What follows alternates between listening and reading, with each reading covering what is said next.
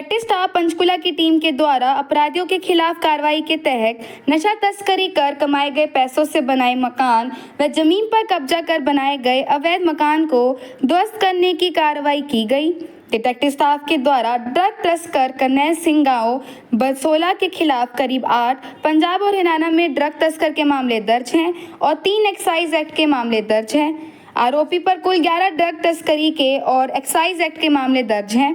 आरोपी द्वारा गांव बसोला में अवैध रूप से मकान बनाया गया था।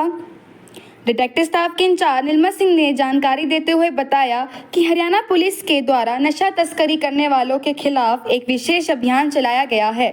और इस विशेष अभियान के तहत जिन अपराधियों के द्वारा नशे से कमाई के पैसे अवैध रूप से मकान या प्रॉपर्टी बनाई गई है उसको ध्वस्त करने का काम कर रहे हैं। इसी के तहत गांव बसोला में रहने वाले ड्रग तस्कर करनैल सिंह की अवैध रूप से बनाई गई प्रॉपर्टी को ध्वस्त किया गया। नगर पालिका कालका की मदद से पहले उस प्रॉपर्टी की जांच की गई और पाया गया कि अवैध रूप से मकान बनाया गया है। इसके बाद प्रशासन के साथ मिलकर डिटेक्टिव स्टाफ और पंचकुला की टीम के द्वारा यह कार्रवाई की गई है। उन्होंने बताया कि आगामी दिनों में भी इस प्रकार की कार्रवाई जारी रहेगी और जो भी अपराधी अपराध से कमाए हुए पैसों से प्रॉपर्टी या अवैध रूप से मकान बनाएगा उसके खिलाफ मुहिम जारी रहेगी। उन्होंने बताया कि इससे पहले भी कई अपराधियों के द्वारा अवैध रूप से बनाई गई प्रॉपर्टी को ध्वस्त किया जा चुका है।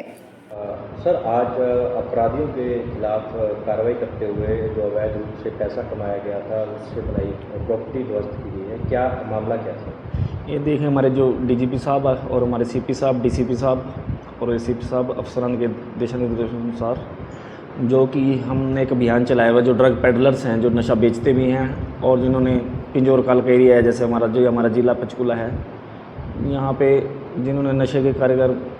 स्मगलिंग में जो लिप्त हैं, हम उनकी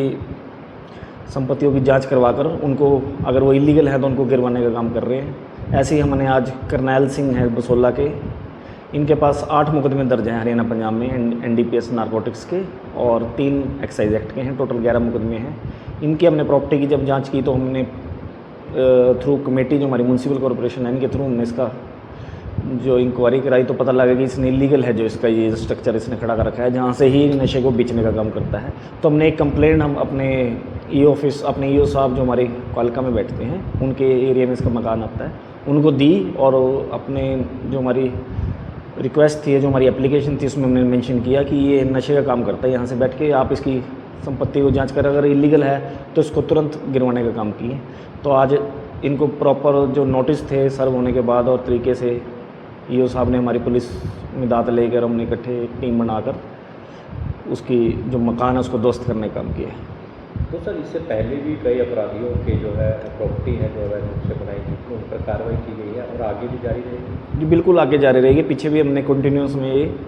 करीबन हम पिछले 7-8 महीने से साल से ये काम कर रहे हैं और आज हमने इसी कड़ी के अंतर्गत इस प्रॉपर्टी गिराया